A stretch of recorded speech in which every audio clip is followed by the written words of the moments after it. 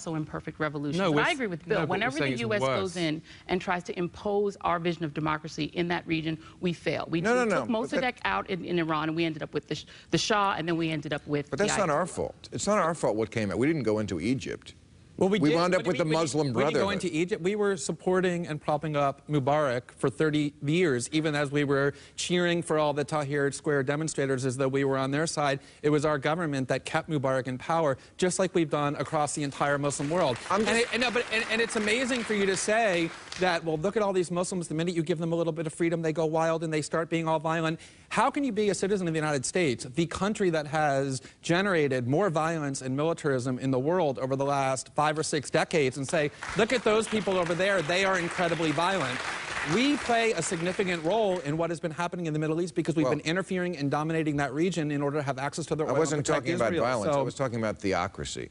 That doesn't happen here. No, well, okay, that doesn't happen here, but at the same time, Iran isn't invading lots of other countries and occupying them for a decade, nor are fundamentalist Muslim countries the way the United States is. So these things are interlinked because we are continuously interfering in that part of the world. And so to say... Really, it's all our fault? It's not all our fault, but when you send your military for 6 straight decades into other countries to bomb them, kill their children and women and innocent men, prop up dictators, you know yeah, you take responsibility for your actions and say, to the extent that that region... That religion goes back 1,000 years before our revolution, so I don't think we can take all the blame. I don't think we should. I think we should take a lot of it. And there's lots of bodies and corpses that have been piled up in the name of Christianity and Judaism as well.